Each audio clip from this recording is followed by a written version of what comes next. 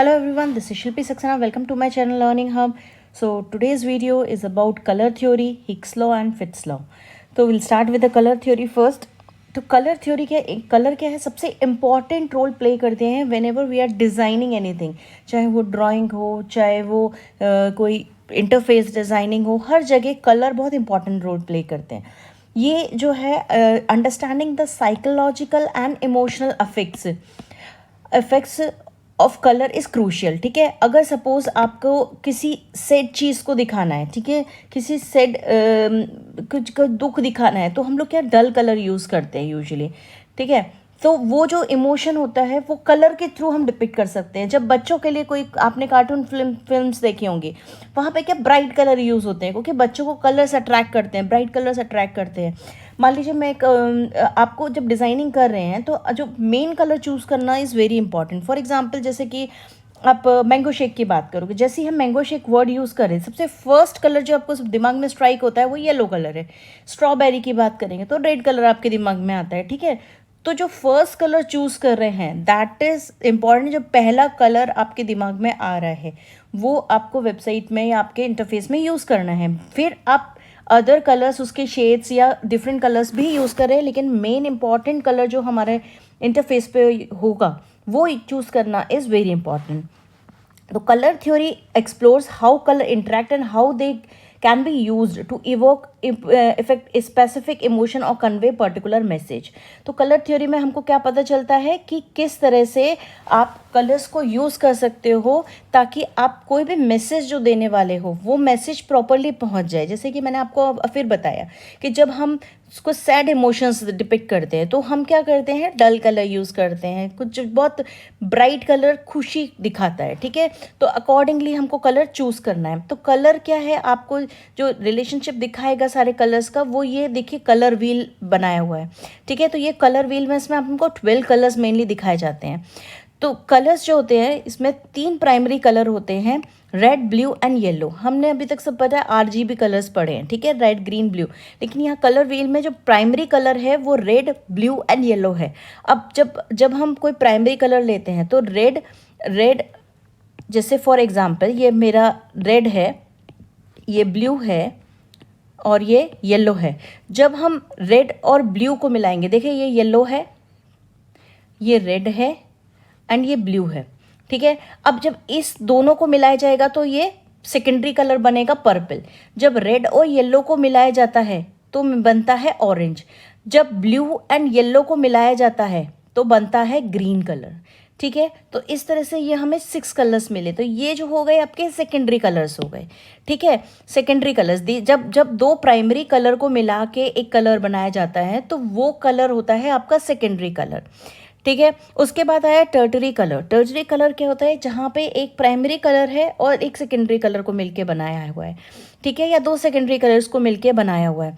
तो वो एक प्राइमरी और नेबरिंग सेकेंडरी कलर को मिलके जो बनाए. फॉर एग्जांपल अब आप यहाँ देखिए, ये प्राइमरी कलर है और नेबरिंग सेकेंडरी कलर को मिलके ये मेरा लाइट ग्रीन बन गया. ठीक है, ये प्राइमरी कलर है, ये नेबरिंग सेकेंडरी कलर को मिलके एक और कलर बन गया. तो ये जो हो गए वो टर्टरी कलर्स होते हैं. फाइन. अब यहाँ पे जो अपोजिट साइड कलर हैं, देखिए ये येलो है, इसके बिल्कुल डायगनली अपोजिट कलर ये होगा आपका कॉम्प्लीमेंट्री कलर. ये ब्लू कलर है, इसका डायगनली अपोजिट येलो कलर है. जैसे तुम आपका उसमें फेडेक्स का आप लोगो देखिएगा, फेडेक्स में यही कॉम्प्लीमेंट्री कलर यूज़ किया है. ठीक है, फेडेक्स के लोगो में. तो ये क्या अपोजिट कलर होता है जिसको कि हम कॉम्प्लीमेंट्री कलर कहते हैं. तो ये कलर व्हील से अगर मुझे कहीं पे अपोजिट चीज़ दिखानी है तो हम कॉम्प्लीमेंट्री कलर्स लेते हैं. तो कलर्स 2 तरह से डिवीजन होता है कलर्स का. एक होता है वार्म कलर्स होता है और एक कोल्ड कलर्स होता है. वार्म कलर्स क्या होते हैं कि जहाँ पे वार्म कलर डिपेक्ट करते हैं जैसे कि आग. ठीक है, तो आग क्या होती है, गर्म होती है. तो उसमें कौन कौन से कलर्स आ जाते हैं, आपका रेड कलर हो गया, आपका ऑरेंज के शेड्स हो गए. ठीक है, रेड के शेड्स हो गए, पर्पल हो गया, ये सब वार्म कलर्स होते हैं. कोल्ड कलर्स क्या हो गए, जो नेचर से रिलेटेड है. मे इट बी ग्रीन हो गया, पानी का कलर है, वाइट कलर है, या फिर आपका ब्लू कलर है, ये कोल्ड कलर्स हो गए. तो जहाँ कामनेस दिखानी है वहाँ हम कोल्ड कलर यूज़ करते हैं. जहाँ पे वार्म चीज़ें दिखानी है तो वहाँ पे हम रेड कलर्स यूज़ करते हैं. ठीक है, तो next topic is Hicks law.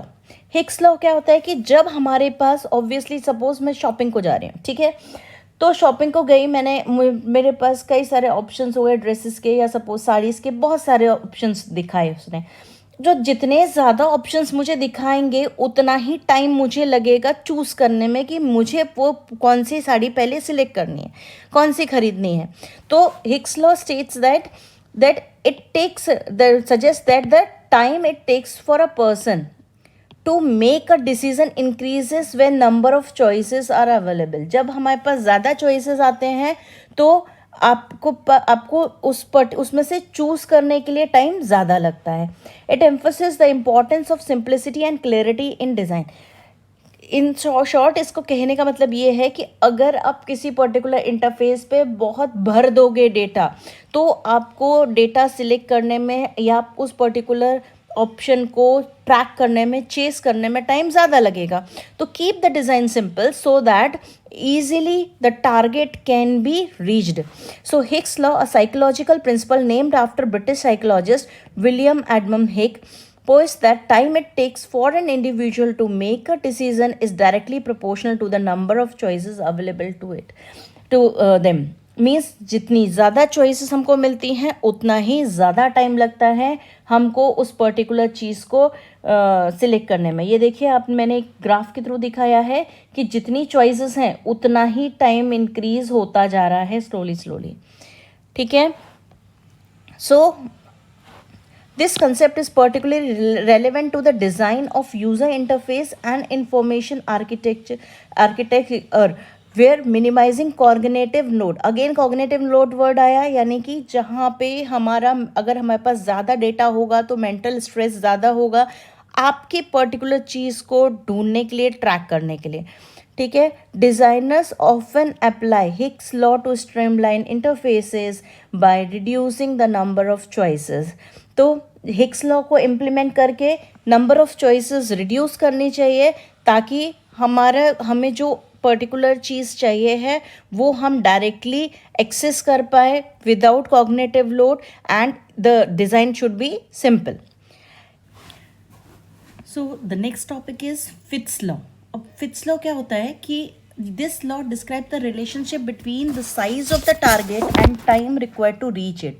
Means आपका जो साइज़ है टारगेट का, कितना बड़ा है कितना छोटा है, और उसको हम कैसे उधर तक पहुंच रहे हैं। अब फॉर एग्जांपल ले लो, जब हम मोबाइल का कोई इंटरफेस डिज़ाइन करते हैं, सपोज़ मैं आपको अपने मोबाइल का स्क्रीन दिखाती हूँ आपको, तो जब मैं कोई इंटरफेस डिज़ाइन कर रही हूँ, तो जैसे फॉर एग्ज़ाम्पल अगर सपोज़ मैं व्हाट्सएप खोल रही हूँ, ठीक है, और व्हाट्सएप में सपोज़ मैंने एक कोई चैट खोली, अब मैं यहाँ पे टाइप करूँगी अगर, तो टाइप करने में यूजली हम थंब का यूज़ करते हैं। ठीक है, तो ये जो कीपैड है वहाँ पे क्या हो रहा है कि कीपैड में अगर सपोज़ मेरे थंब मूवमेंट्स इतना फ्लेक्सिबल नहीं है, तो वहाँ पे एक ऑप्शन होता है कि मैं अपना कीपैड को राइट साइड भी शिफ्ट कर लूँगी, तो now thumb movement will be easy. तो जो भी मैं अल्फ़ाबेट टाइप करना चाहती हूँ वो ईजीली मैं उस टारगेट को अचीव कर पाऊँगी, उस टारगेट तक पहुँच पा रहा है मेरा थंब।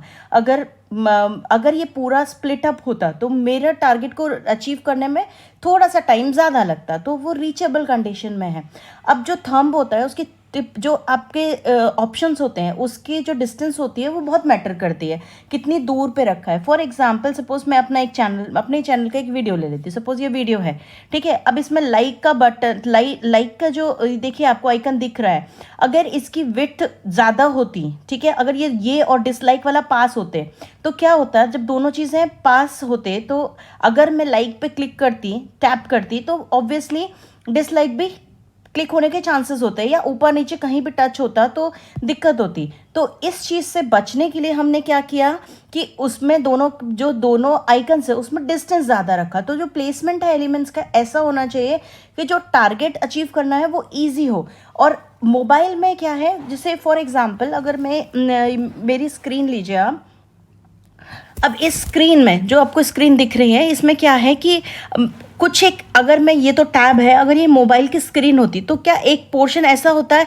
ऊपर का पोर्शन ऐसा होता है कि जहाँ पे हम इजीली पहुंच नहीं पाता है फिंगर, फिर बीच का है थोड़ी डिफिकल्टी से पहुंच जाता है। ये जो होता है ग्रीन कलर से हम डिनोट करते हैं, क्योंकि ये इजीली रीचेबल होता है, ये नीचे वाला पोर्शन। यहाँ थोड़ी डिफिकल्टी लेवल होती है पहुंचने में फिंगर को, यहाँ बहुत ही ज़्यादा डिफिकल्ट। तो यहाँ पे अगर किसी आइकन को हमें क्लिक करना है मोबाइल पे तो हमें टाइम ज़्यादा लगेगा, और जबकि नीचे वाले को हमें टाइम बहुत कम लगता है। तो this is the common thing that the time taken to reach the target depends on the size and the location of the target. ये इसमें एक इक्वेशन है, मैथमेटिकल इक्वेशन, जो कि बताती है कि ये डिपिक्ट करती है फिट्स लॉ को। इसमें d is the distance of the target and W is the width of the target। अगर width बहुत छोटी होगी तो भी प्रॉब्लम होगी, ठीक है। तो जो साइज होता है आपके टारगेट का वो इस तरह से होना चाहिए, इजीली दिख जाए, इजीली क्लिक हो जाए।